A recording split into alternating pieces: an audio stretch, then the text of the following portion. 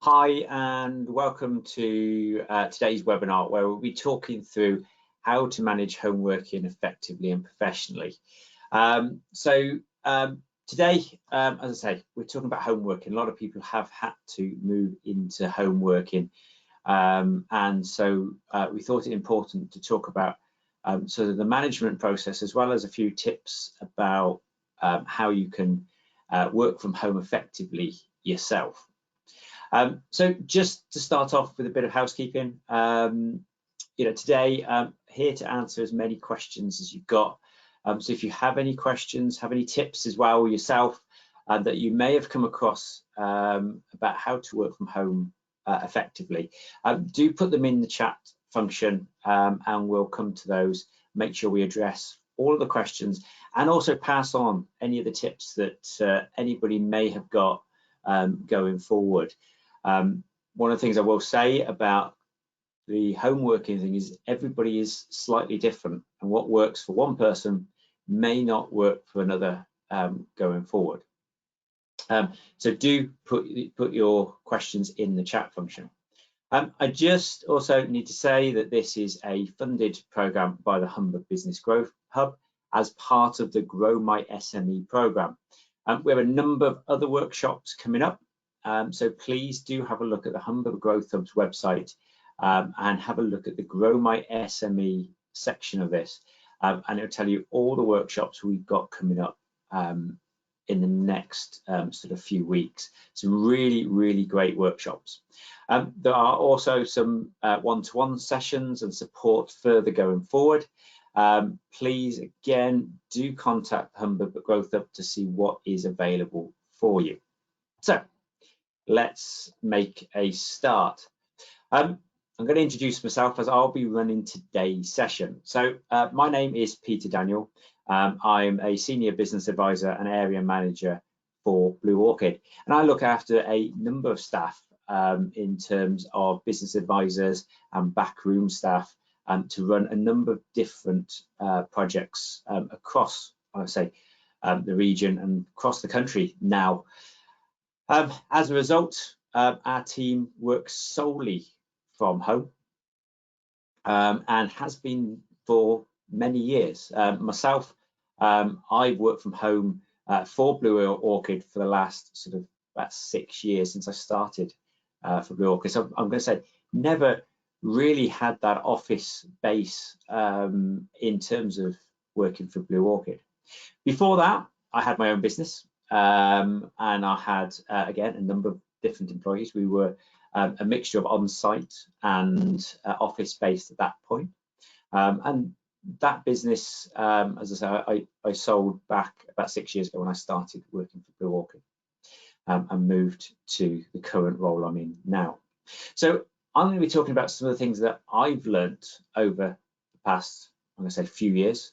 A few of the tips that I've come across in terms of our team. And I'll also be looking at some of the tips that I gained previously when many of the staff that I managed as part of the business that I had worked, I'm going to say remotely, although this wasn't from home, this was on site and sites around about the area that I worked in. So talking about that sort of management process and how to manage that. So what are we looking at going in and talking about today? Well, I want to talk about setting the scene, about why home working has increased and what's got us to this point, and some of the changes that has happened over the last few years. I'm going to talk a bit about the management practices, ways that you can manage your own staff, because it is a very different beast, managing people who are working from home to managing people who are in the office. I'm going to share a few helpful ways to manage the staff, and then we're going to talk a little bit about GDPR, a little bit about equipment and things that help that process.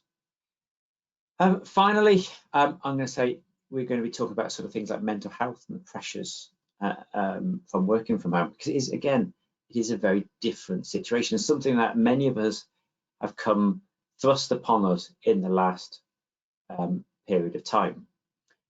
Finally, just to add a little bit of difference in here. We're going to look forward to something at the end, and I'm going to say we'll look forward to the office Christmas party. That may well be extremely different this year. So I do want to have just a bit of a chat about some things that I've got planned, and things that you may want to involve your staff in going forward. So we will make a bit of a start. So I wanted to really sort of set the scene today and talk about why we're working from home. Now, many businesses work from home previously. As I say, I did for a number of years before. So about for sort of 6 years, I've been in I'm going to say an office-based working from home role. Prior to that, my business, it was a mixture of home office, office-based. So there was a mixture before that. But before, I'm going to say March this year, which is when we saw a significant increase in working from home, around about 5% of the country worked from home. Around about 5% would work from home. Now, this would this include your sole traders and people like that? Don't know, but certainly this is looking, I'm going to say, more about companies which allow staff to work from home than your one-man sole traders who register as sort of, I'm going to say, working from home in that respect. But that's about 5%, quite a small amount. Back in March 2020, the government suggested to help reduce the spread of COVID that people work from home. This is basically there to help stop interactions, which is one of the main contributions to the spread of COVID. As I said, work from home, the office environment with lots of people in there is a prime place that the spread might take place. That meant that at around about, I'm going to say, the end of March, around about 50% of the UK's workforce was working from home. So we've gone from 5% to 50% in what is a month. I mean, that's a huge, massive increase. And even now, 1 in 3 people are still working from home in some manner, which again is a massive amount. There has been a few different bits of advice where is work from home and then try and get back into the office because we wanted to get back to a bit more normality. But as cases have started to rise again, the advice again is now work from home. How do we see that going forward? Well, there is going to be an increased amount of it. People are getting a bit more used to it. Businesses are getting a little bit more used to the home working side of things. So we are going to see an increase. One of the things I will mention at this point, and I'll mention this several times through, is back in March, things were very different. Back in March, we had a sudden increase in home working. We had a sudden lot of pressure on IT. We had a sudden lot of pressure from the fact of the unknown. We also had pressures from things like homeschooling and stuff like that. So what I'm going to say we cannot do is we cannot look at what happened in March and say, did this work or did this not? We need to take things into consideration before we make a decision of whether it works for your business. It doesn't, I'm going to say, work for all businesses, but it does for a lot of businesses going forward. But do take this into account, and that's one of the first points I'm going to make, and I'm going to mention this several times, is we need to take into account when you've tried it, how you've tried it, and the reasons it may or may not have worked. And certainly for a lot of businesses that I've spoken to have said, look, it didn't really work, productivity went down and things like that. We can usually bring it back to one thing, one problem. Generally, studies have said that working from home actually increases productivity of staff. Generally, most surveys and things are done, it shows that there has been an increase. So really, we need to understand our staff, and we need to understand how and why things work or may not. Anyway, just to start off with, when I was doing a bit of research for this to find out sort of various facts and figures, I came across a great article from the BBC. Now, I have put the link up there, so if anybody wants to have a look at it, it's really worth a read, because it basically said, well, what happened if this was 2005? If this working from home, the sudden lockdown happened in 2005, where would we be? Would it work? What would the differences be? And as I say, it's a really interesting read. I want to make this point because I'm trying to make the point here that things move on, technology moves on, and the ability for people to work from home can move on very, very quickly. And again, going back to the fact that if it didn't work for you 6 months ago, if it didn't work for you 12 months ago, it may not be the case forever. So you do need to keep on track of this. And I'm going to mention about business planning a little bit on this one. Business planning, business continuity planning, and all of those. This is something you need to consider. This is something you need to consider because it is something which will change. Habits, people's habits change. So let's have a look. Let's have a look at what this article said. Because as I said, I found this extremely interesting, and I say it makes a really, really good point. So if this was 2005, which isn't that long ago, or certainly for me, it doesn't feel that long ago. You know, back in 2005, where would we have been? Well, it does almost seem a long time ago when we start looking at technology, because technology moves very, very quickly.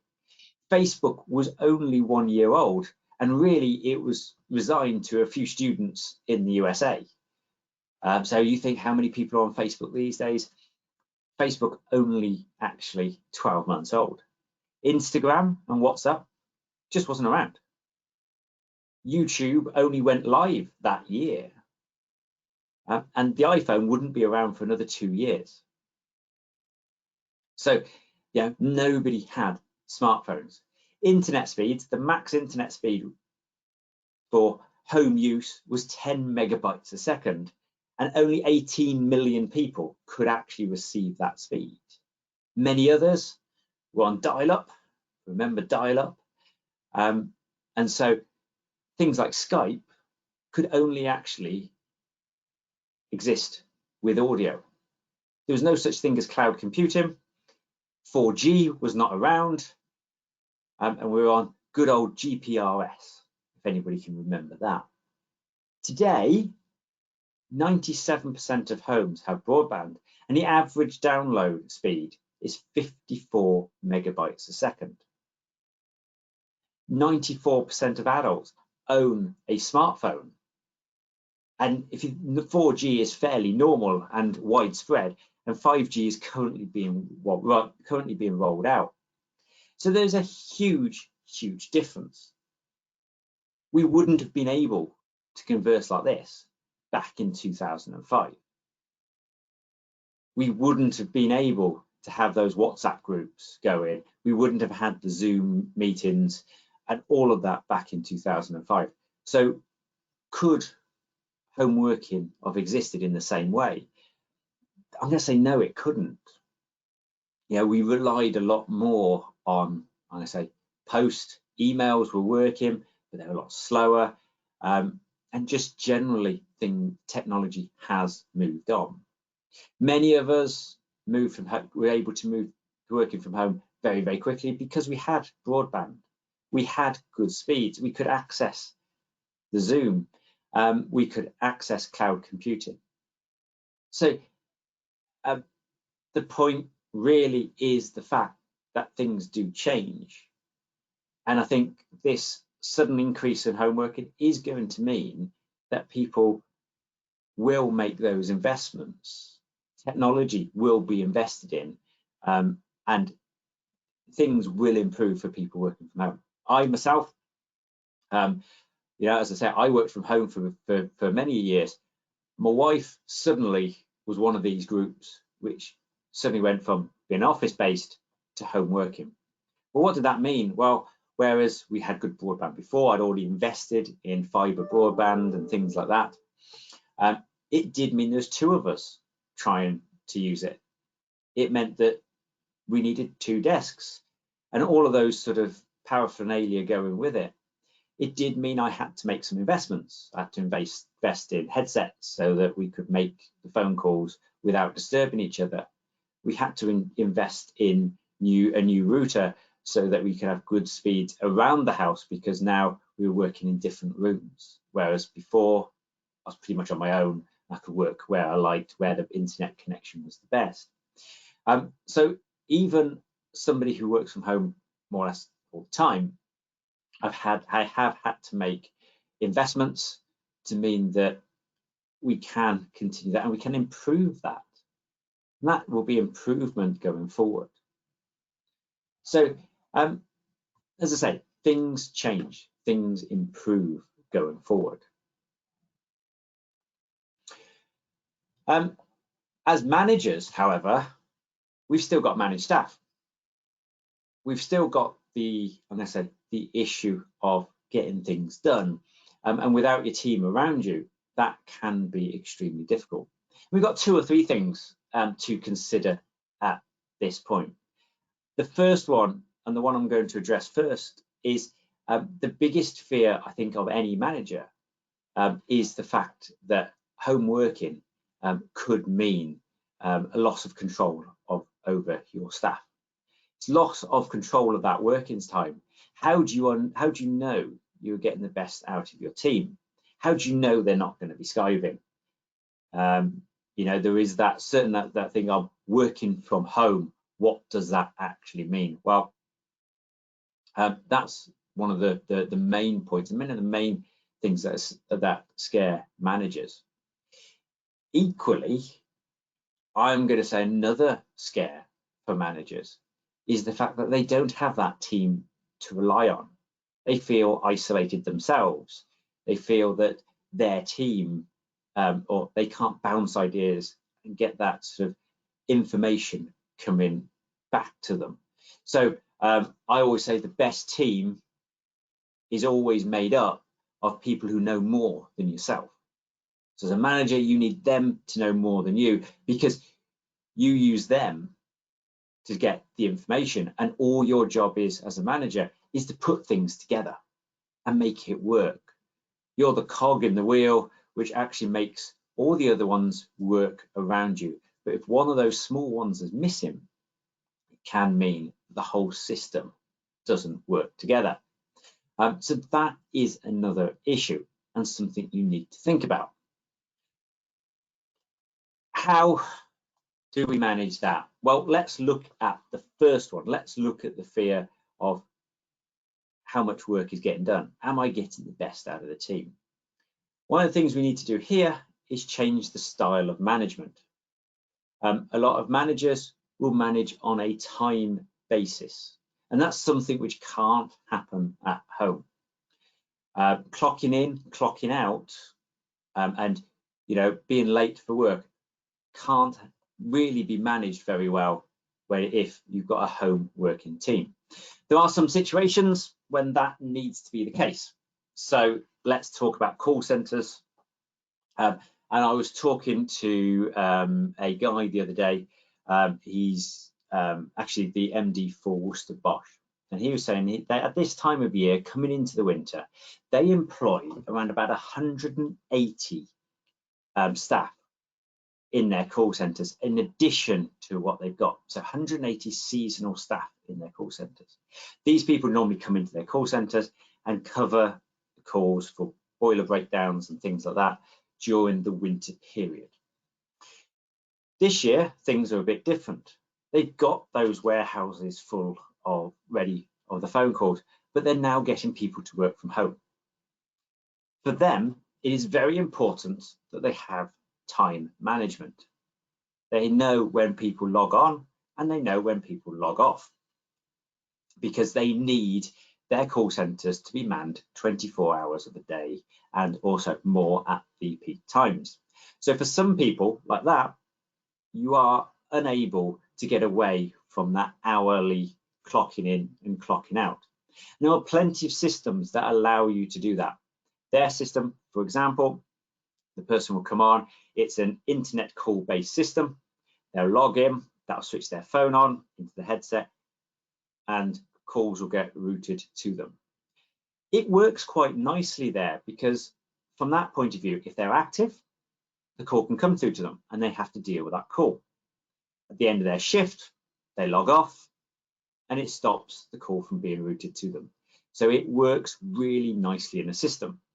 From a management point of view, it's quite nice and straightforward because, again, they can tell whether they're picking up the phone, whether they're answering those calls, whether they're dealing with the calls, because it is a fairly straightforward system.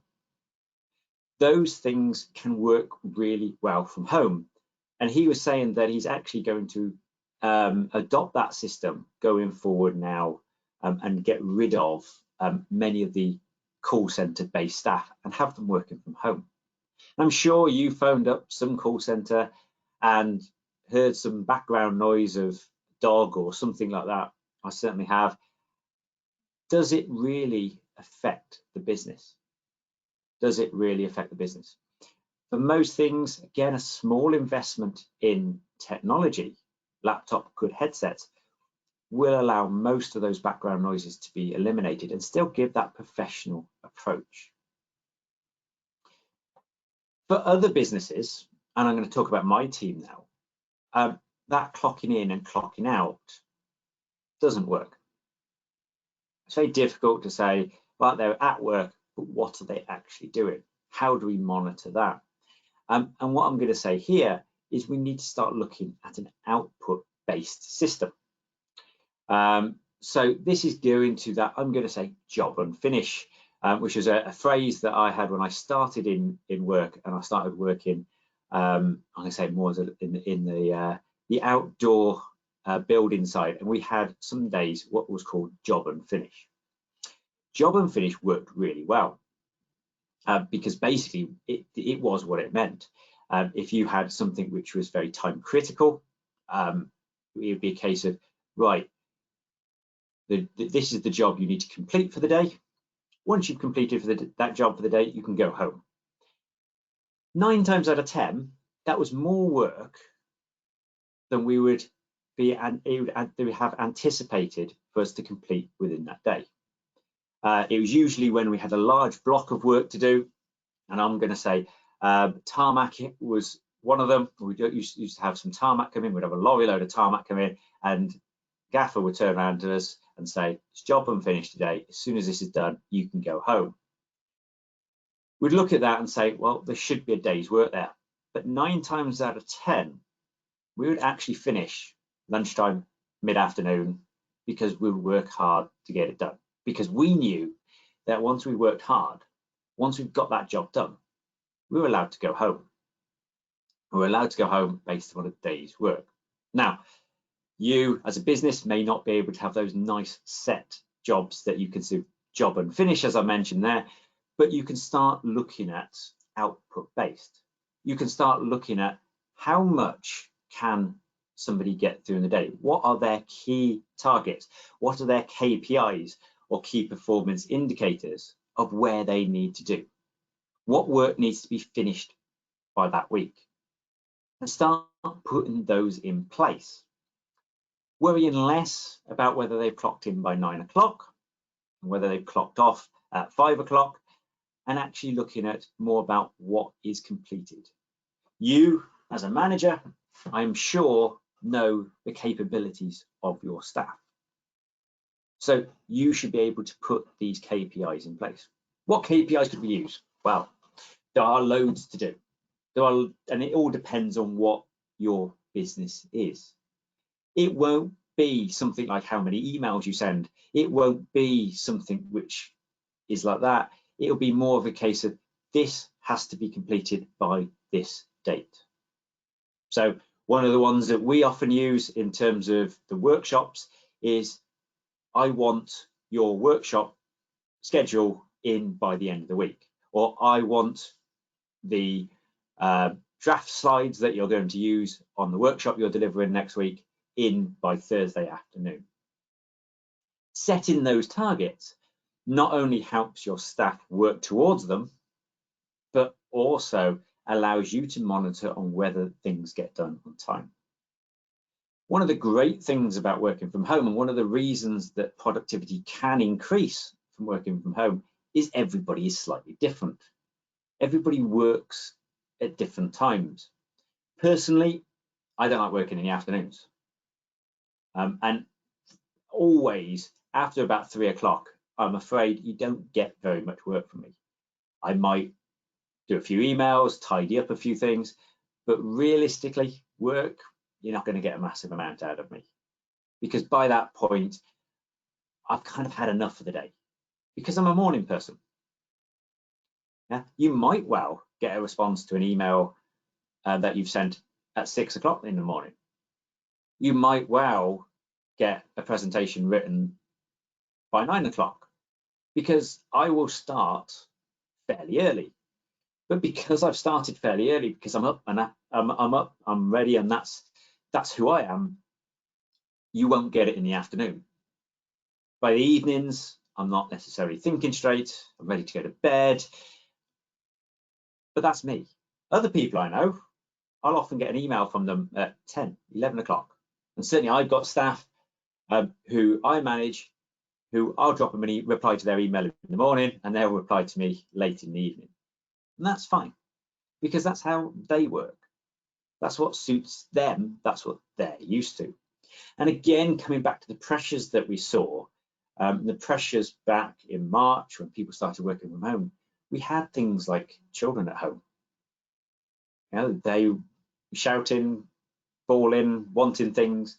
For some people, again, it was nice and easy for them to say, I'll just work once they've gone to bed, or I'll just get up in the morning and get some work done, and so that I can spend the time with the children during the day and help them out and build that into my time.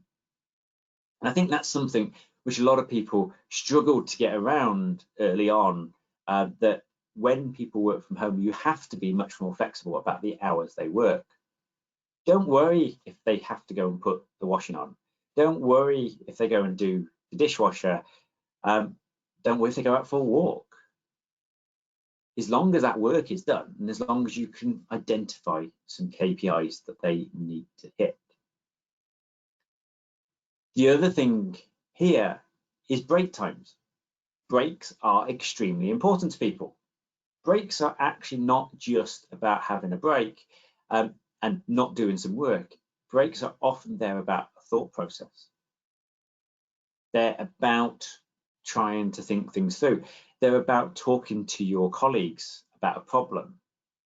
How many times have you spoken to somebody about a problem you've got and halfway through realize the way to solve it?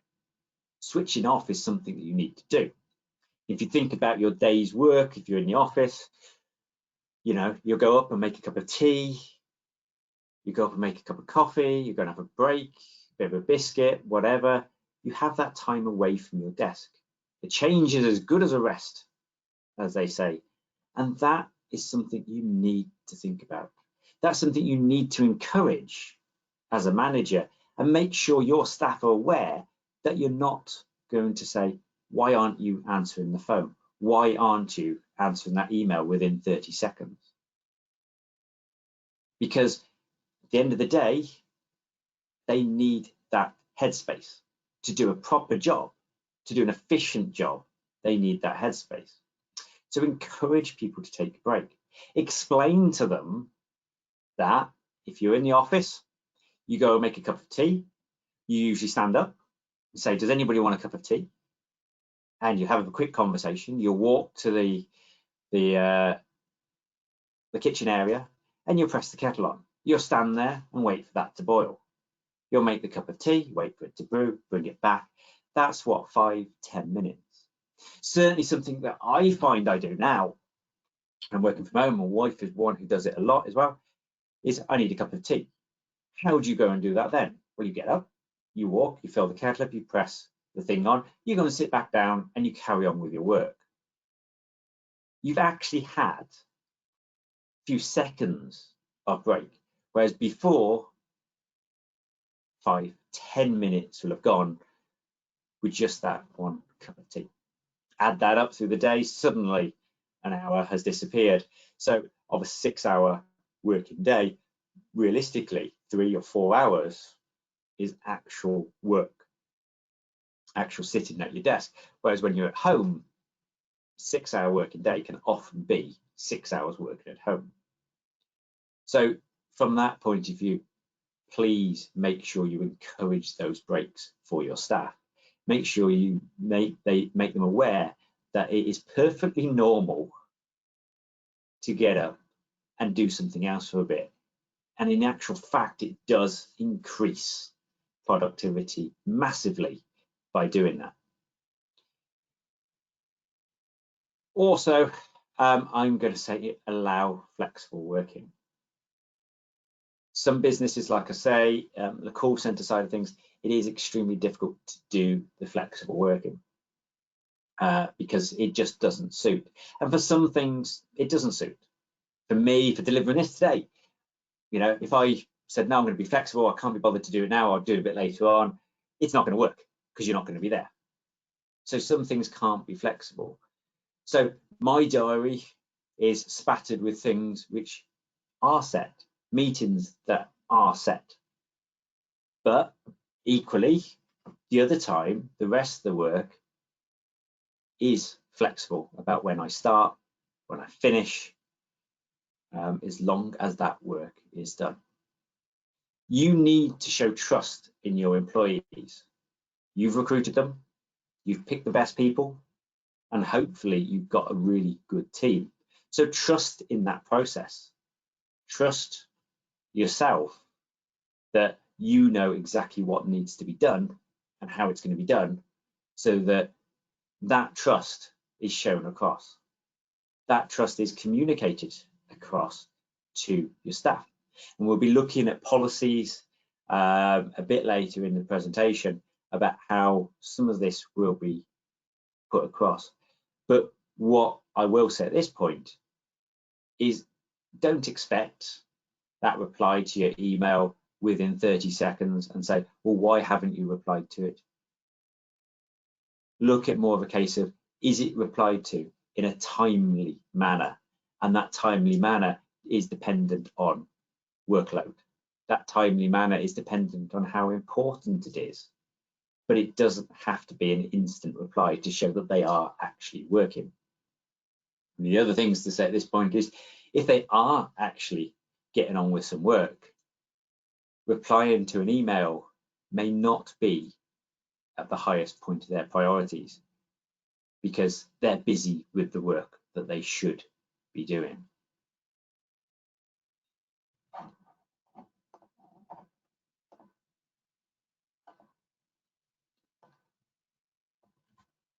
Okay, so this really is about avoiding that micromanagement, and I put avoid that snoop in there because, again, I've seen lots of different programs, and I've actually been contacted by companies selling programs about checking on staff with their mouse clicks and things like that, access to things like cameras and all sorts of things like that. One of the things I'm going to say at this point is, if you are looking at any of those, be extremely careful.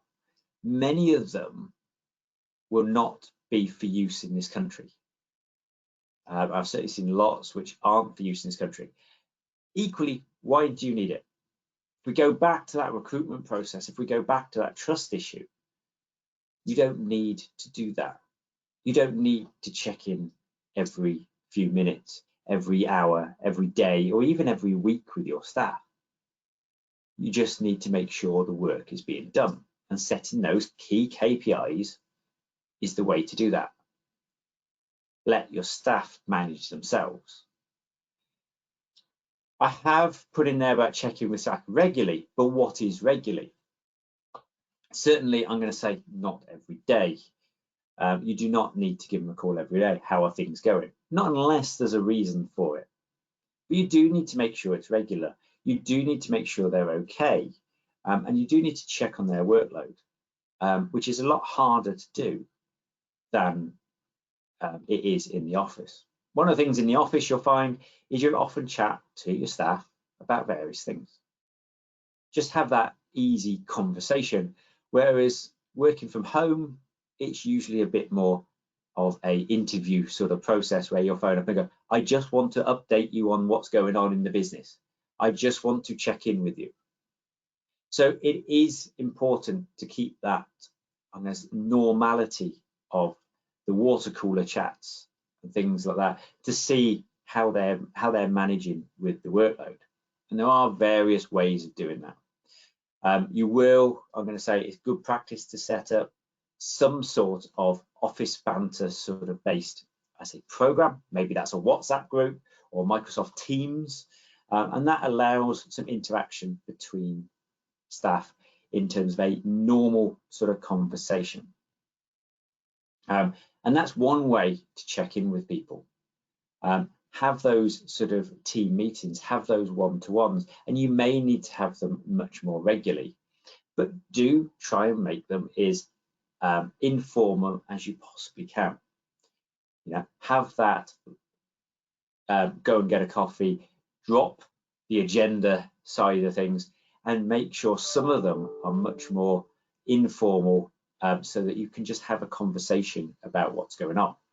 As a team, I have usually 3 meetings with my team each month. One is on a one-to-one basis, and this is where we go through caseloads, we go through workloads, and we do it on a one-to-one basis. This allows staff to bring up any issues that they may have on a one-to-one basis, which may not be relevant to everybody else.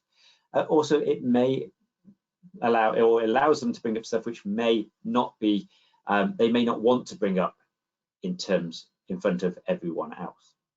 So that check-in process is important, and really does help manage the staff. The second meeting I have is a formal team meeting. That is with an agenda, and we go through that every single month to make sure, again, everybody's on the same page, company updates, updates on contracts, and various things like that, such as what's come out of the one-to-ones where there's maybe some common themes. We have had that for a number of years, and we've actually been doing that mixture of online and face-to-face for a number of years, even before COVID hit and we moved solely to online. The final one which we do have is we have our, I'm going to say, coffee morning of a team meeting. This one's run very much differently. Yes, I tend to have a little bit of an agenda, but that's more of a notes system. There's no formal agenda to it, and it's more of a case of we get round, I'm going to say, as a huddle, and have a coffee. We start roughly about a certain time, but there is no real agenda to it, as much as just some leading points to invoke conversation. This is the informal water cooler sort of chat, and actually gives me much more beneficial information in the meeting agendaed system that we have otherwise on the team meeting. Some people question why I keep all 3, and it is to do with the fact that the one-to-ones allow people to bring stuff up in private, which may or may not be relevant to other people. The agenda one allows me to bring up stuff which is applicable to all, and it also allows the third one, the water cooler sort of coffee morning sort of chat, to be a lot more informal and not have to bring up any formal information. And if things get missed on that one, it will be brought up in the agenda meeting. So I feel all 3 are critical to a good working practice. One of the things is as well, the coffee morning style one, I also don't make as a mandatory attendance. As it happens, I very rarely get anybody who doesn't attend that one. They make sure that's blocked in. Because of that informal nature, they feel it's much more beneficial. But if people have work to get on with, we must allow them to get on with work. And certainly something I saw at the very early times of the lockdown, with lots of people working from homes, is the sudden increase in meetings, the sudden increase in these quiz mornings and things like that, which meant you actually struggled to get on with some work. still allow people time to get on with the work, because they need to do that going forward. CPD is extremely important, and showing that your staff are valued. So again, build this in, and now for people working from home is an even more important time to think about how you're going to build this in. It's very easy for people to say, come on, there's a webinar here, I think it'd be really useful for you. Yeah, schedule yourself in to get on that. That's bringing in more useful knowledge, but more importantly, it's showing staff that you care. It's showing staff that you still think about them on a daily basis, and you're looking at what might improve them. It's giving the confidence to them, and also meaning they don't feel quite so isolated. Because many people working from home, you're not used to it and you're used to that office environment, it can be an extremely isolating and daunting task, and people feel left alone. They feel like they've got nobody to talk to.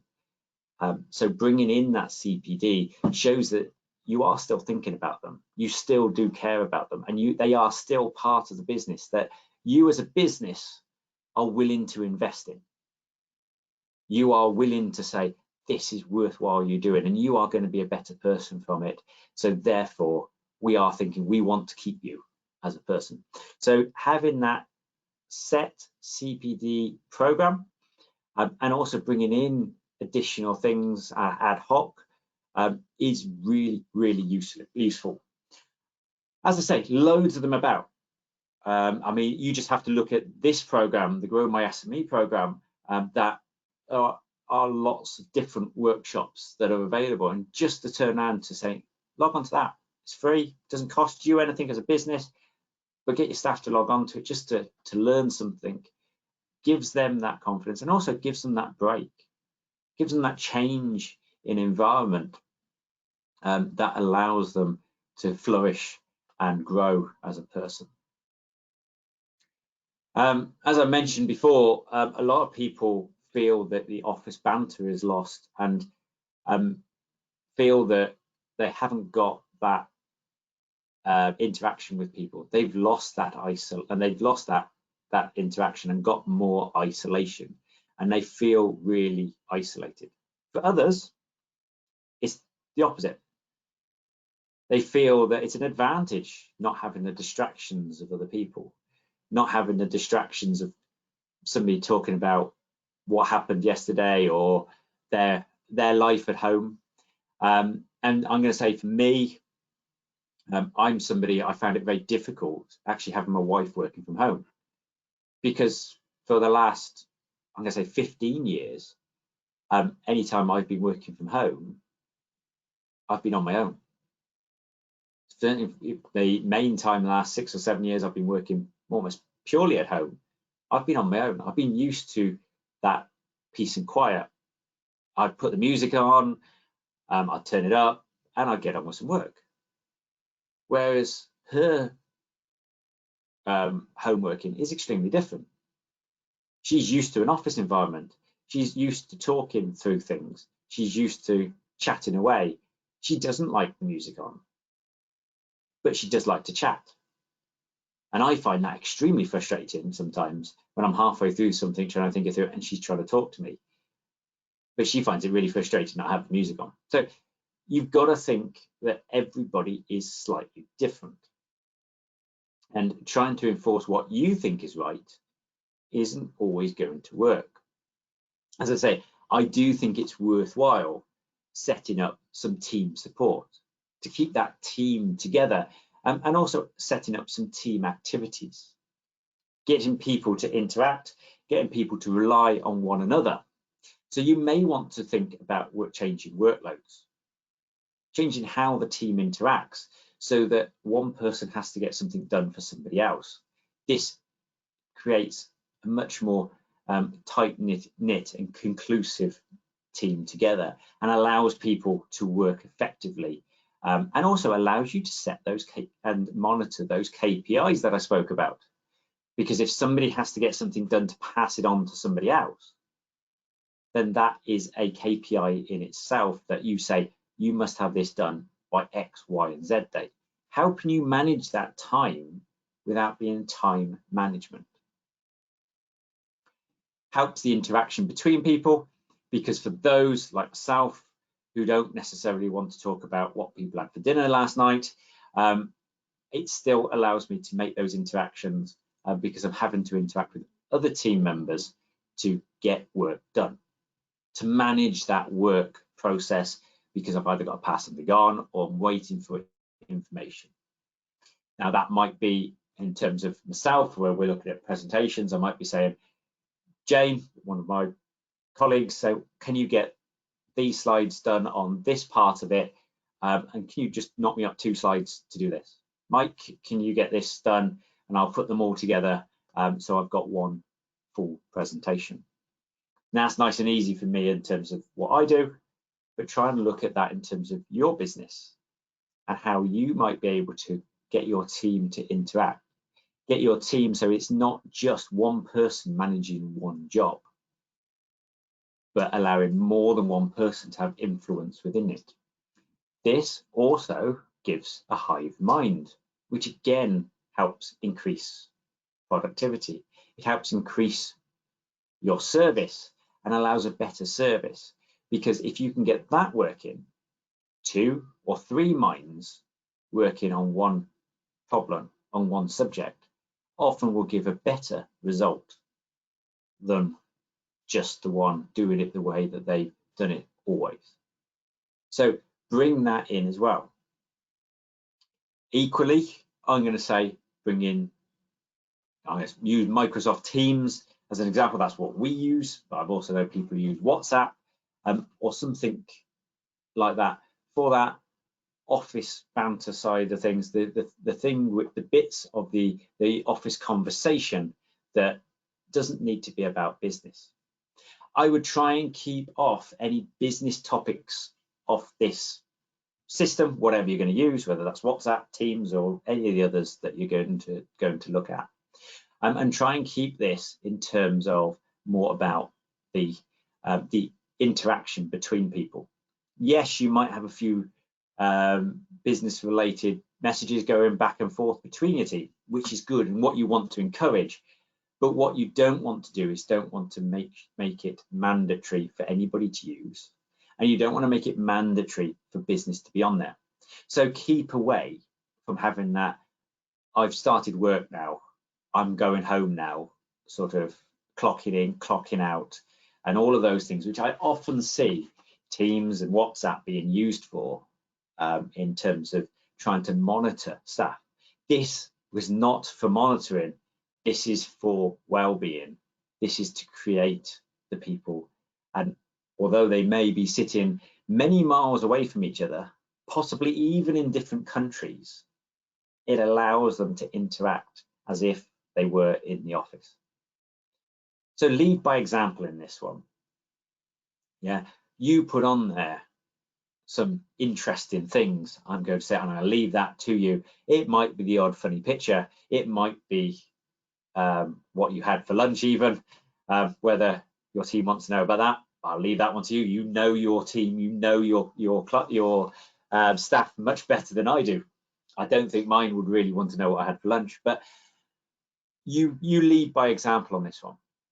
You do need to monitor it, and you do need to make sure that just like in the office, that there isn't anything inappropriate on there. So there does need to be some management from you on that, but equally let it run its course. Yeah, let it become what it is, and just as long as it doesn't hit any of the bits of being inappropriate or anything like that, and results in normal sort of, I'm going to say, guidance levels, it isn't about moving. It isn't about the work process. It's outside of work. It's those conversations over the coffee pot. Sorry, I keep losing my mouse on this one, on how it's set up.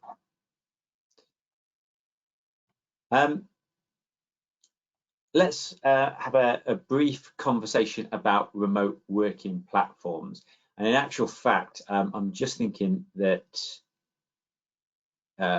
now might be a good time to have a break ourselves before we move on to remote working platforms. So I've got the time as 5 to 3.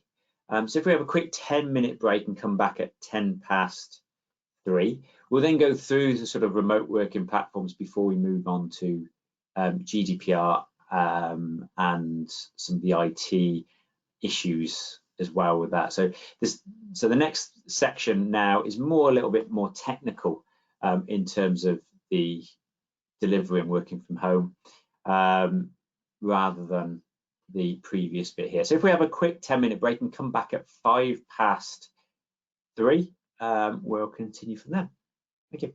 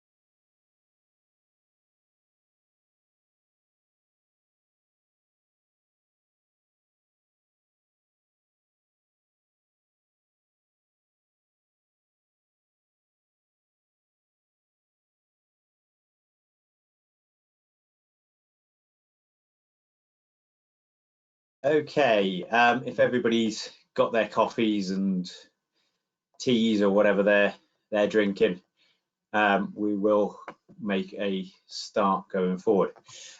So I want to talk a little bit more about sort of the IT, about some of the remote working platforms and a few bits of good practice here.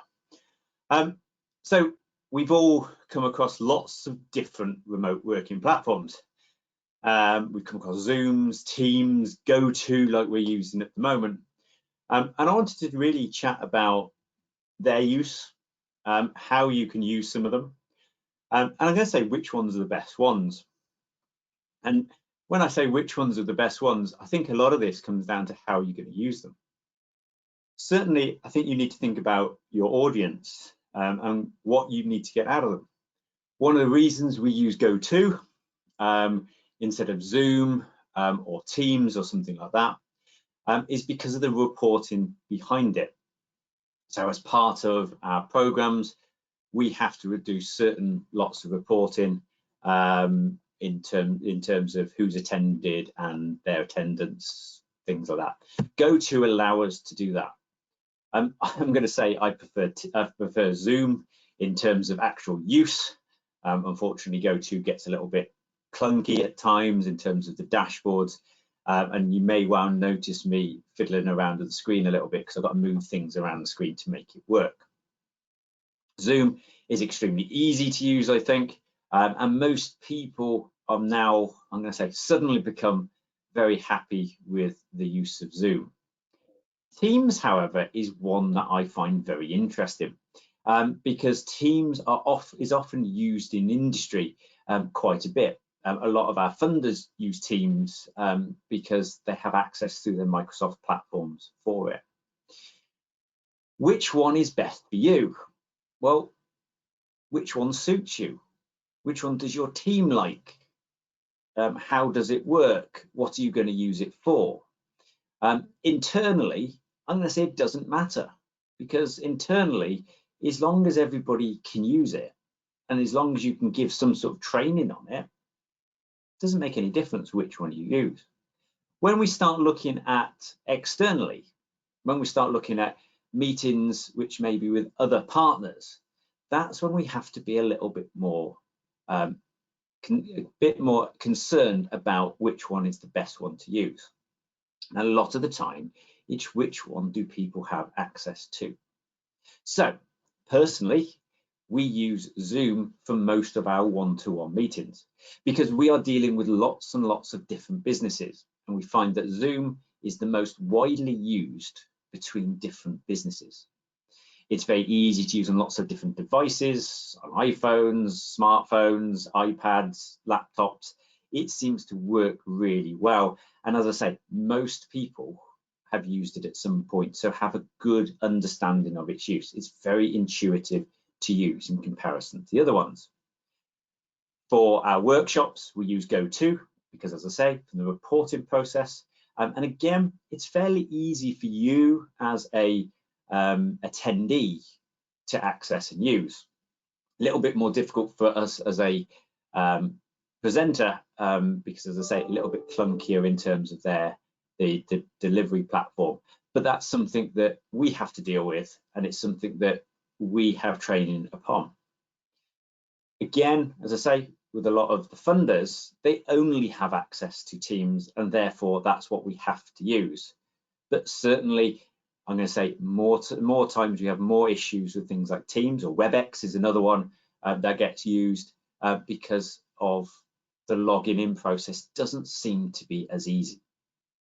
So I'm going to say which one is better, which one suits you, but trying to ensure your staff have access to as many different ones as possible and can access these. And what I mean by can access them, I mean their computers do not lock them out. So again, something that happens a lot, especially early on in the lockdown, is many people's computers, their laptops that they had, were restricted for use. So they couldn't log on to a Zoom meeting. They couldn't log on to a different platform, which meant it was really difficult to move to working from home. It meant it was really difficult for them to interact with their clients. It meant it was really difficult for them to interact with the team, and really difficult to do any sort of CPD. Even the HMRC were doing webinars, and I know people who couldn't log on to those because their laptop wouldn't allow them to do it. They ended up using their personal laptops or their phones to do it, which caused lots of issues. So the very first thing I'm going to say at this point is have a chat with your IT, have a chat with the person who does your IT, and make sure you have access to them. Make sure you get some policies together on the use of them, and make sure you get some consistency in it. So we, as a team, use GoToMeetings for our team meetings always. We've tried the others. We used to use Teams up until the start of lockdown, and then we moved to GoTo actually because we found it much more easy to use. So that is in our policy documents, that any interaction between us in terms of internally is using GoTo. That makes it nice and easy for us to communicate, because we're almost giving ourselves a telephone number there. If I schedule a meeting, people know what platform it's going to be on. In terms of external meetings, we make sure that's open and we can use the others. Zoom is our preference, but we allow any other use. Again, that is in our policy documents. We also have a policy for the use of it. So this gives use about things like dress codes, how you record meetings, and various things like that. It also looks at backgrounds and stuff like that, because this is something which can be an issue, especially with background noise, or people, one which I've seen many a time, people sitting in front of, let's say, mirrors, or even pin boards are one of the worst culprits, because how many times do you pin up a receipt or something like that, something you don't want people to see? Yes, there are virtual backgrounds. Some programs like GoTo don't allow you to use a virtual background, but other ones do. But again, what do they look like? Personally, I'm not a huge fan of virtual backgrounds because I find them a bit distracting, but they do have their place, and I use one fairly regularly, to be honest, when I'm doing very short meetings and I'm not set up in the position I am, or my wife is using the situation where we've got a nice background for a longer, larger meeting. So do make sure the backgrounds are appropriate, and also make sure you communicate how to use the program to your team and your policies within it. This should include things like recording of meetings, where you really need to be getting permission off everybody before the meeting is recorded. This should cover backgrounds. This should cover IT issues, and this should also cover normal things like dress code, especially if you're looking at clients and meeting clients. Giving this information and making it nice and clear is another way that you need to be able to manage your team going forward, so that you have as little issues as possible. So make sure you have those policies and procedures in place and they are communicated well. I would suggest this needs to be a written document that is sent out, but also needs to be communicated in one of those sort of team meetings. I would also try and communicate this to anybody who's attending any of your meetings. So when I have a one-to-one meeting with somebody as a client or something like that, I actually have a slide which comes up at the start to talk about check your background and things like that. It is a very basic one, and I try and make it as tongue-in-cheek as possible to try and break the ice a little bit, but it does make sure people are wary of that situation.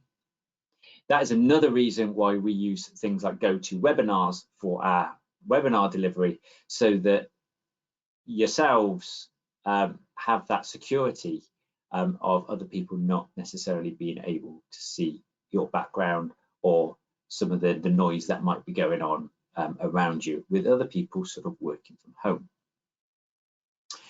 You may need to look at IT support because now more than ever, we are reliant on that IT. The most scary thing for me at the moment is when BT Openreach pull up outside and start doing some work on the lines, especially if I'm delivering this, because what happens if? What happens if there's a problem? And we need to put that contingencies in place. Only 2 weeks ago, I was running a workshop. It was on a Monday morning. I switched my laptop on and it said there's going to be an update. Fine, not a problem, because I had plenty of time before the workshop. Restarted the computer as per it says, and I'd still had plenty of time before the workshop, but it was getting a lot closer. Went to open GoToWebinars, and the update had meant that GoToWebinars would not or could not be accessed from my computer. There was a permissions issue. One of these, the security system wouldn't allow it. It's a security update, and I was in trouble.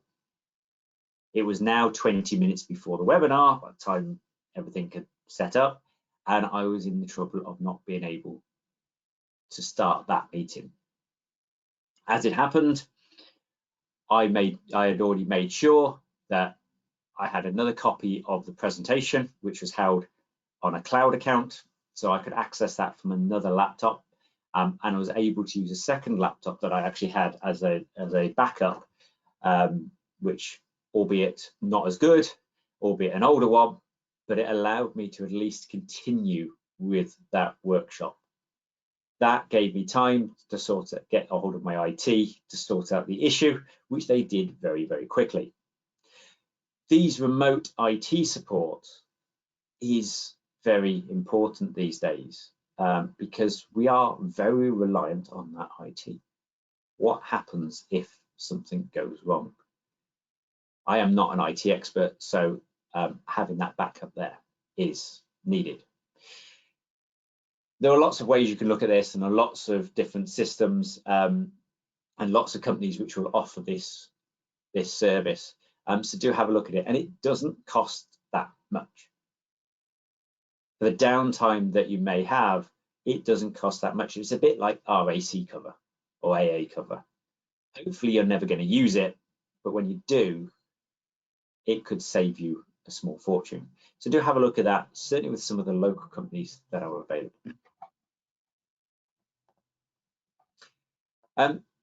With many people working from home, it means that data is extremely important. We've all come across GDPR back in, 2 years ago now, 2018, when it came into force, and data protection, which was the data protection regulations, which was before that. And it means that we have to protect people's data. And there are some massive fines for companies which don't do this effectively. One of the problems with the sudden increase in working from home that we've often had, we had it back in March, has meant that we haven't been able to put things in place in the same way, that nice controlled manner that we may have done in the past. So it is something you need to consider. It is something you need to look at and think about going forward. You may, or I'm going to say you will, need to update your GDPR policy with that working from home. You need to look at what data people have and how they store that data and what the access is. We said about many people not having access to the various Zoom platforms and things like that. And that is partly to do with a worry about security, a worry about people having access to it. And with computers like sitting on kitchen tables now, more than one person from different companies working from the same, office based at home, and even children and kids having access to work laptops, it is something you need to consider. I am going to say at this point that your best option here is to make sure there is a distinct difference between work and leisure. I am not one to say that you should restrict work laptops to just work projects. It is something you could consider, and you need to look at what data is available. Us, as Blue Orchid, we don't go down that route. we decide that if we went down that route, it's probably more likely that people will try and circumnavigate it. So what do? Well, we have everything held from a cloud computing based system. So first of all, to log on to our laptops, we have a unique PIN to log on. This is pre and prior to any logon information for Windows, and it actually locks the laptop down. If this is incorrect, it will wipe the laptop going forward if we put it in incorrect so many times. We do get a warning, thankfully, before that happens, but it will wipe the laptop. Now, that's not too much of an issue because nothing is actually held on our laptops. It's all held in the cloud. So we have more than one system here, and we have our CRM system. I mean, in fact, it's all based around the same system, but our CRM system holds most people's personal data that we have. So if any of your personal details are held for one reason or another, depending on the contract you're based on, we always hold as little as we possibly can to reduce down any risk. But that is held in a cloud computing based system where we have log-on access to, and we have to log on via a certain VPN to be able to access that. Each of us as advisors only have access to the information that we require. So my access will be slightly different to the rest of my teams, and people within the team have different access levels.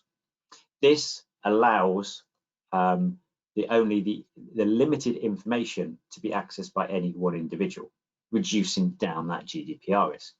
All other information, documents and things like that, again, are held separately.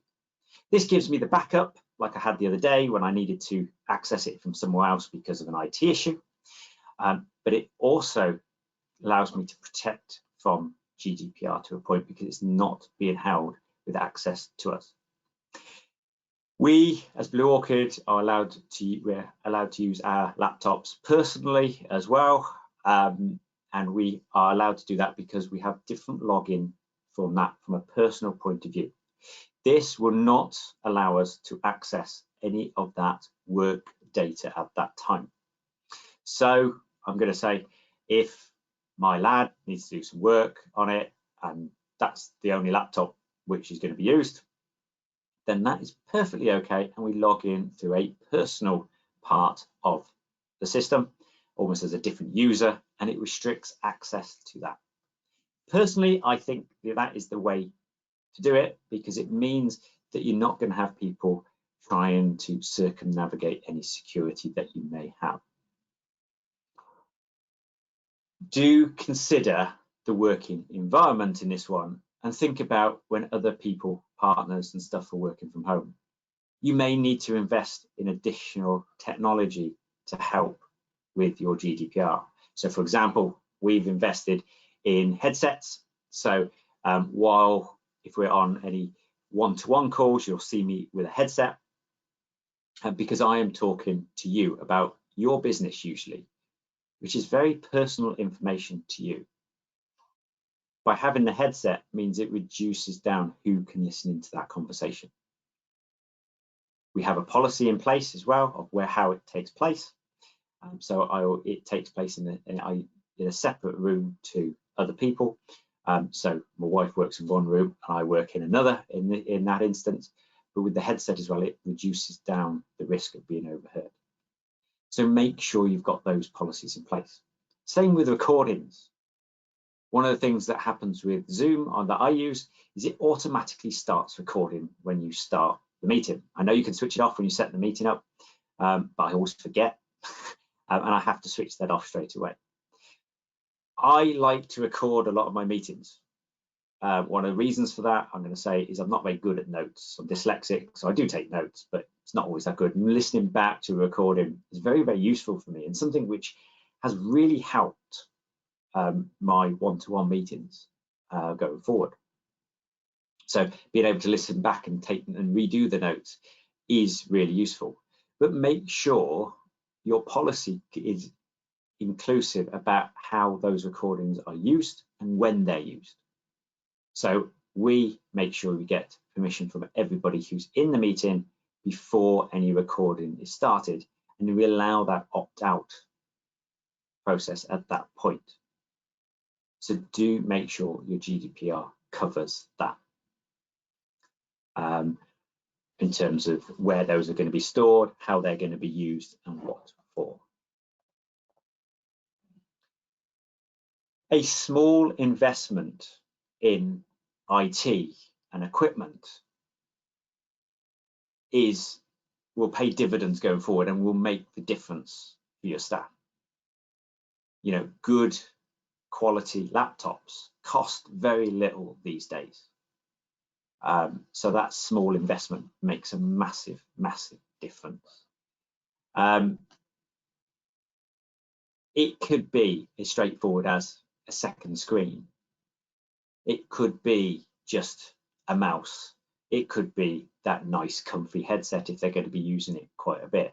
So do make sure you invest in that, because that investment makes all of the difference. Give people consistency so that they can invest into working from home. So if they know they're going to be working from home for a long period of time, they can start to think more about how they're going to do it. Certainly at the start of lockdown, when we thought it was going to be 2 or 3 weeks, I basically moved from my desk onto the kitchen table, mainly because my laptop had a better battery life, and my wife used the desk which I had so she could plug her laptop in.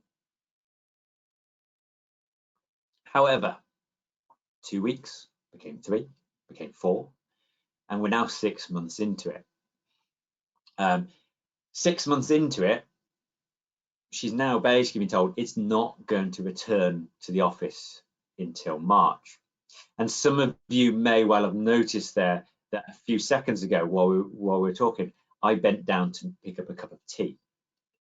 I bent down to pick up a cup of tea because I'm not sitting at a desk. I've got a nice background, and what I'm going to say, I hope you'll agree, is a fairly professional looking setup here. However, where am I?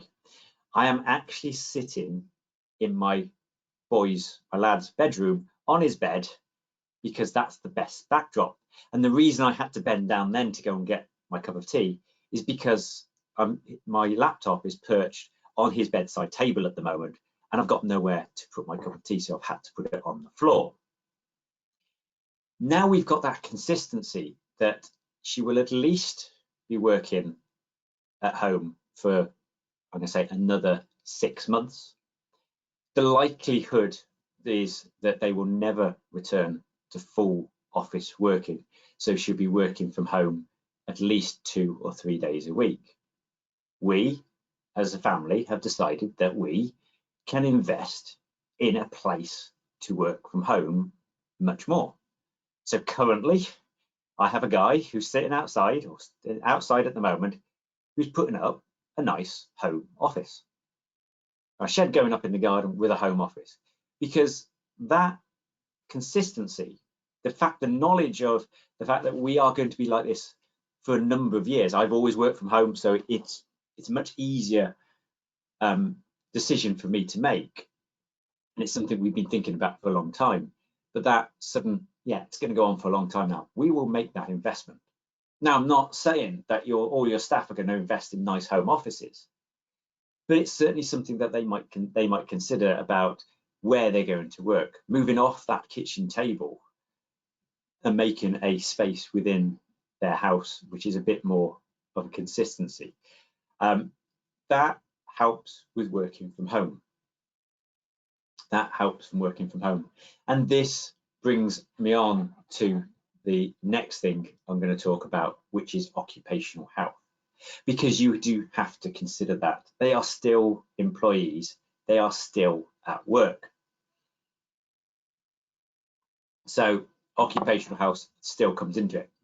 I've mentioned, or going to mention, about display screen equipment regulations, which I've forgotten the date of them, but have a look them up. It's something which certainly, if you're office based, you'll probably have come across, where people working at PC terminals, day in, day out. It gets fairly hard work, and you need to consider people's eyes and stuff like that. You need to consider desks, you need to consider chairs and stuff like that. It is a lot easier almost when people are working from home because they can be a bit more flexible. I certainly will often sit on my sofa and I'll move about the house during the day. Even before the lockdown period when I was on my own, sometimes I'd work on the sofa, sometimes I work on the kitchen table. I have got a desk which I'd work on. Sometimes I would lie on the bed and work because it's what suited me at the time. But it is something you need to have that conversation with your staff. And again, they're fairly small investments into a nice office chair maybe for them, making sure they've got the correct screens, got the correct mouse, be able to continually work from home. I know today is a fairly exceptional one for me because I had a workshop this morning and a workshop this afternoon. So I'm in this position for the whole of today. And I'm going to note that by the end of it, sitting on a bed for the whole day is not really very good. Equally, that means I have to think about how I'm going to run today's session. I make sure I've got breaks. I make sure I go up and walk around in those breaks. And I know, again, that my management, I'm not going to be worried if I'm not answering the phone during those times. Again, they trust the fact that I will get the work done. So you've got to have that trust in your employees. So think about that, have that conversation about what works. Equally, this kind of brings me back around again in a full circle to that office banter side of things.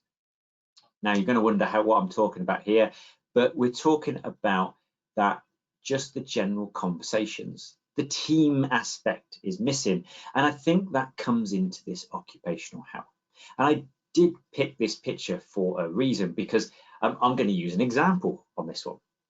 And the example I'm going to use is a company, again, fairly local to me, which since lockdown have started doing Zoom yoga sessions. Now, I'm not going to say that's necessarily for everyone, but it does allow people to, again, interact as a team in a non-work environment. Every morning, or every Friday morning it is, they run a Zoom yoga session. There was a yoga teacher come in, or kind of come in, and do that via Zoom for the team. Anybody can log on, anybody can do it. They don't have to, they don't want to, so it's not for everyone, but it gives something back to people. It makes people feel valued. It makes them feel out of work.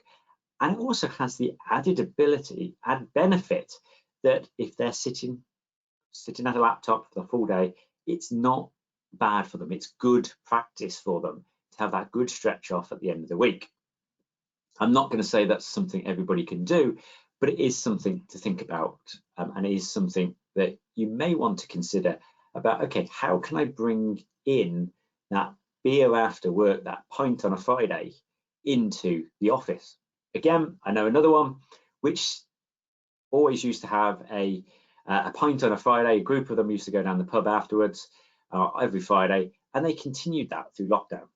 They'd all log on at 5 o'clock onto a Zoom meeting and have a beer. And again, it's something which is outside of work. You're encouraging that outside of work. So do think about that. And that kind of comes into the occupational health and the mental health and other pressures. Certainly in the last 6 months, working from home has not been easy. It's been the toughest 6 months for me working from home I have ever had. I've had homeschooling to consider with 2 young boys.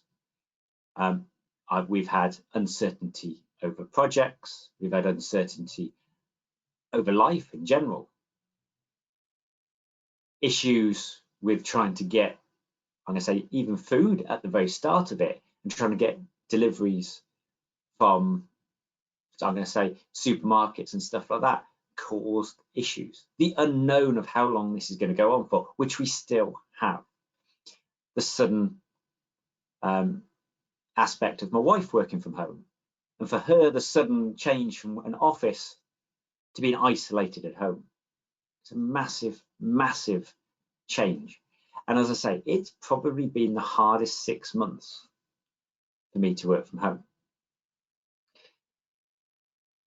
From this point of view, don't base solely of whether it's worked for the last 6 months on that information.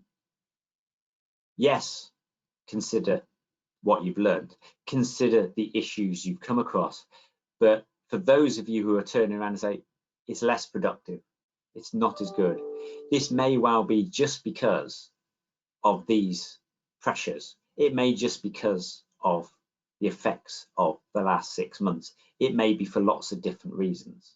So don't just rely on those 6 months and say it's not working for me, we'll go back. Still consider it. It is proven on many occasions, I'd say not all, but many occasions, to increase productivity. You do need to make sure, though, staff know what is expected from them. And this is one of the biggest causes of, I would say, issues in terms of mental health. And I'm trying to avoid the word, and I will do, but considerations for staff, because suddenly they don't know what's expected from them. They've been told to work from home, they've been told what to do, but they don't know what's actually expected for them. They don't know whether they should be allowed to go and put the washing on the line. They don't know whether they can spend an hour for lunch, or they can nip off to the shops halfway through the day. They don't know whether that's acceptable or whether that's not. And every business is different. Every manager is different at what they need to do, because only you can know what their KPIs are, what you expect from them. So keep that communication going and make sure it's very clear, very simple, and marketed to them very well in terms of what is acceptable and what isn't acceptable. That way they know what they've got to do. Reassure them of if they're doing well, and let them know if they're not. So make sure that communication is there. And one of the things also to mention at this point is it is a change for a lot of people. So you've got to allow for that change to take place, and you've got to allow for any issues. If they're not doing things right or not doing things how you would expect them, have a chat with them first. Explain to them why not, rather than go straight into any sort of disciplinary. You may need to give them a little bit more leniency at the moment while they adjust to the situation. Once that adjustment's taken place, yes, you need to be clear, concise, and I'm going to say a good leader in that respect. But at the moment, give them some leniency. Allow them to make the mistakes. Allow them to find their feet. Make sure you have, you encourage a break between work and home. Again, it's very easy for hours to increase. You haven't got that commute in the morning. So for many people, they actually start work when they should be commuting. And I know people who have reduced the commute for, a half an hour commute, and they're suddenly working an extra hour a day because they're logging on when they leave for work, and they're logging off when they should be getting back from work.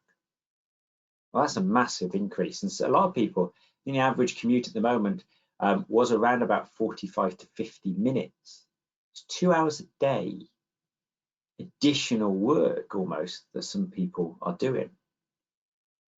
They're also answering emails at night. And I'm going to say these things are the problem here, because my emails come through whatever time. And we spoke about flexible hours.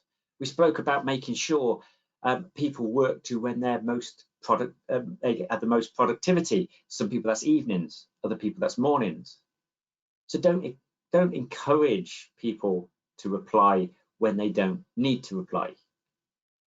VW have a really great system, and it's not necessary from working from home, but for holidays. If you work in VW's head office in Germany, and you're on holiday, they actually switch your emails off. So it's not a case of you getting out of office saying, oh, look at your email on my return. The out of office you get from anybody there is, I am on holiday, please forward your email to this person, or send it to me when I get back. This email has now been deleted. So they don't come back to those 100 emails. Think about that policy and the fact that a big company like that can do it for holidays, and how you can implement that to give break between home and work.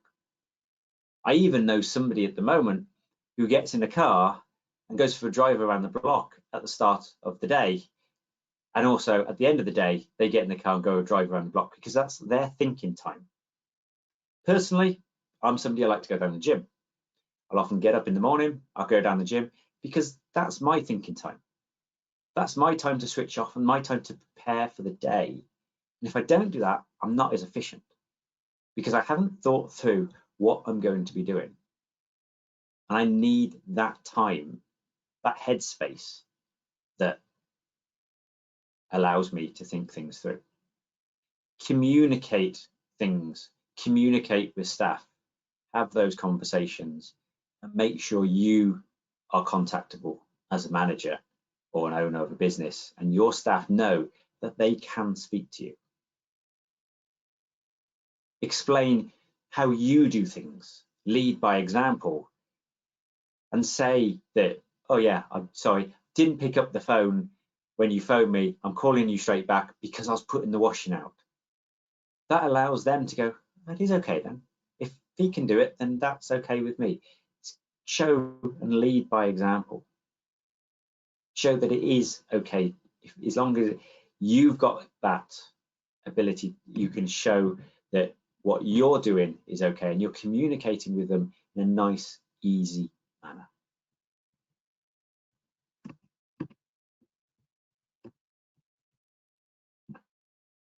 As I said, the commute is something which has disappeared from a lot of people's lives, and I, for one, am extremely glad of that. It's not something I ever enjoy, to sit in the car. But like I said, have a look at what that means. Have a look at how you can bring that back into your workplace. And I don't mean the commute back in, but that headspace, that time. And as I say, I really like the idea that company of every Friday morning they do a yoga session, because it ticks so many boxes for the workforce.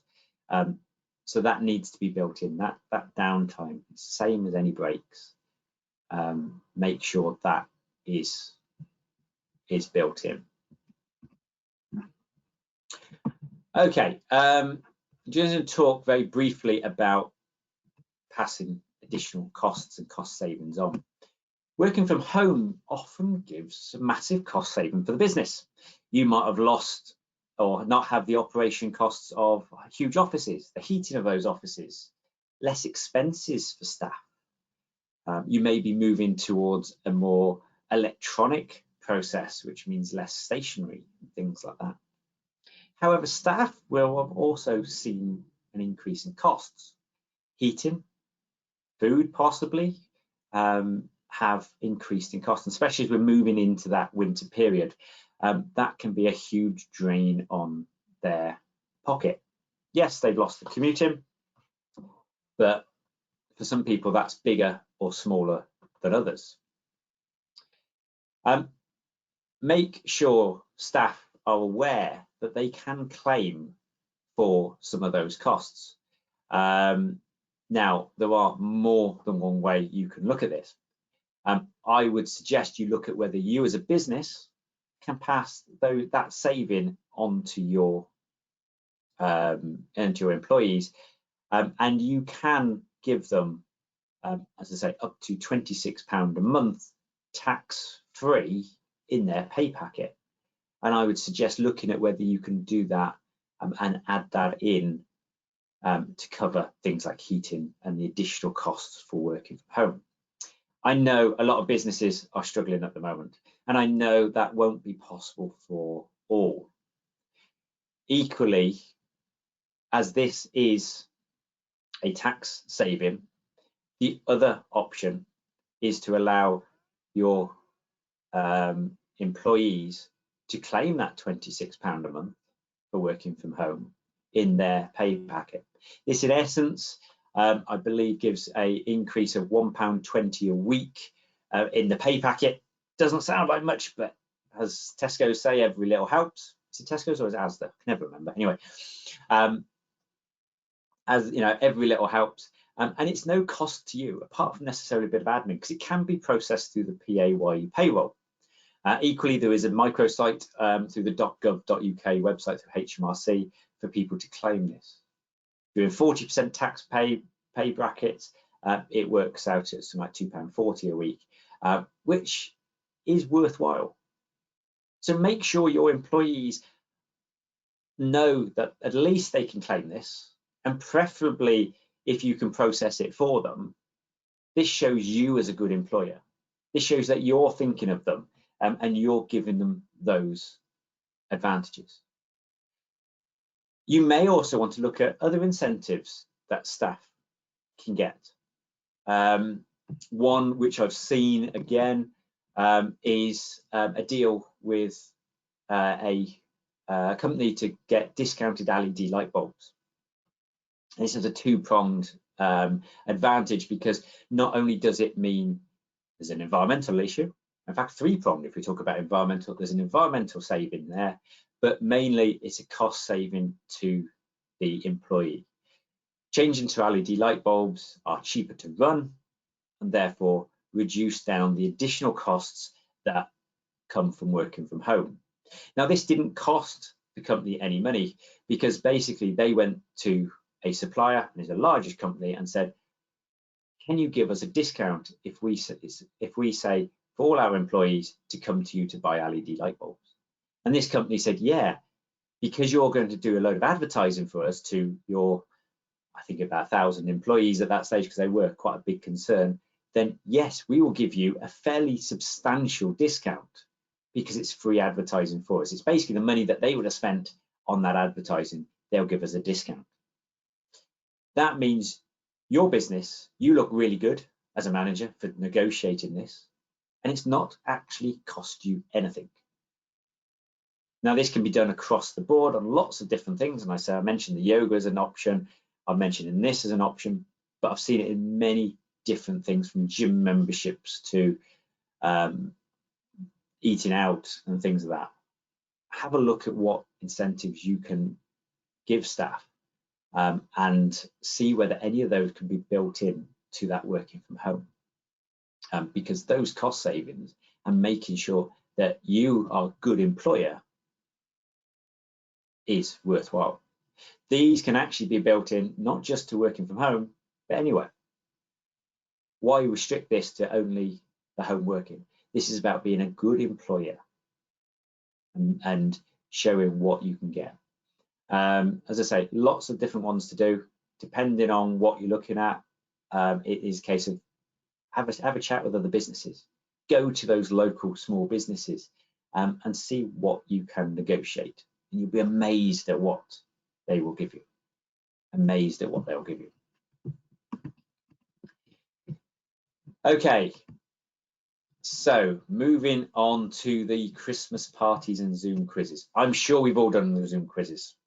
I've got to say, I'm so glad that they're dropping off at the moment. They did start to get a little bit stilted.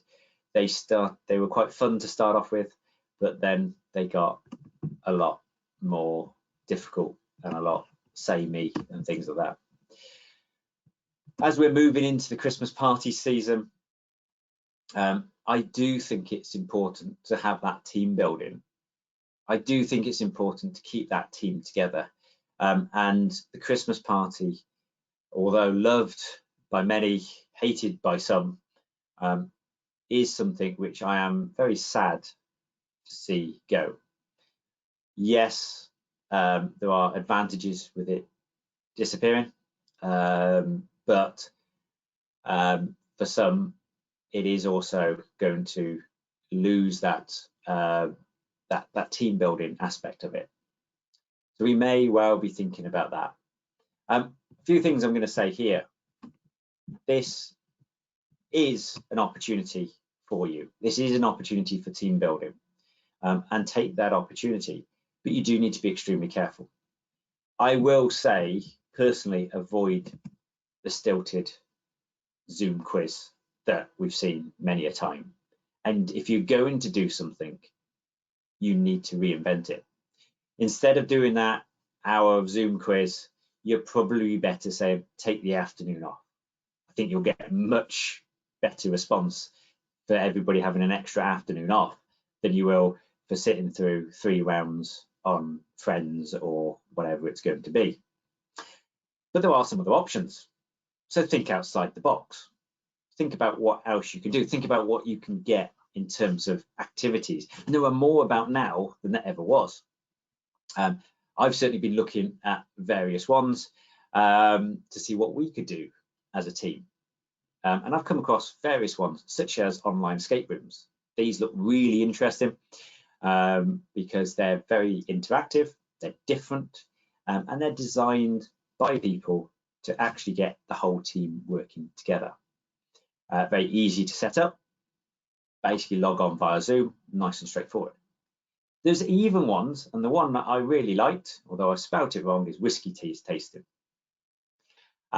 This was really interesting, where a company I saw were doing basically whiskey tasting programs, where what they did is they sent out half a dozen little miniatures to every person in the team, and then you logged on with a led session by a whiskey guru of some sort, and you went through each of these during the night or during the evening or during the day, I suppose, if you really want to do it during the day, and had that sort of normal process in terms of it if it was face to face. Everything was sent out beforehand. There are other ones that you can do, and one I'm going to say it very quietly in case any of my team are listening, is we're looking at doing gingerbread houses and having a little bit of competition to make a gingerbread house. And I will be sending everybody beforehand the kit to make it, and they've got to decorate that during the session. Know your team, know whether they'll like it, know what suits them, know the size of your team. We have a small, compact team, which will have a bit of a laugh on that one, and it will hopefully work fairly well. Don't know, I'll let you know after Christmas, but it is something which, you know, I think will work fairly well because I know who we are. If you've got a large team, if you've got a different type of team, it may not work. But have a think, have a look, have a Google. Google works really well on this one, and see what you can come up with. But come up with something that's interesting, and just stick away from the I've got to turn up for this on a Friday afternoon and in a Christmas jumper and look all happy, when I'd rather be out Christmas shopping or sitting in front of the TV. If that's the case, leave it to them. Maybe get them a meal delivered. You know, send a Deliveroo or something like that. These things are going to be much more beneficial. But I'm going to say, try and keep something there. If you're not having a traditional Christmas party, try and keep something there, because you need to keep that team building there. I think that's really important. But it needs to be suitable for you as a team. Okay, on to any questions that anybody has got. So if you've got any questions, make sure they're in the question box, and I'll go through those now. Yes, in terms of slides, they will be sent through. I will send a copy of the slides through after today's session. I will say with any of the sessions we deliver, we can send through a copy of the slides. It's not a problem at all. Sometimes it just take a couple of days for things to get processed through the system, so we know who's attended. So yeah, not a problem in terms of those slides and sending those out. Just looking through, I don't think we've got any other questions today. So yeah, if there are any questions, more than happy to answer those. And if you've got any further sort of information or want to have a look at the upcoming events, go onto the humbergrowthhub.org website. There's some further information on the COVID-19 stuff, and have a look at also the Grow My SME, which is what this is part of in terms of some of the programs coming forward. We have got various ones coming up, things such as Agile, Kanban, Scrum, if anybody's come across those. We've got some ones on those, as well as further ones on things like mental health and various different workshops there. So do go and have a look and see what's available in terms of that. So it just leaves me to say thank you very much for attending today's session. Yes, thank you very much.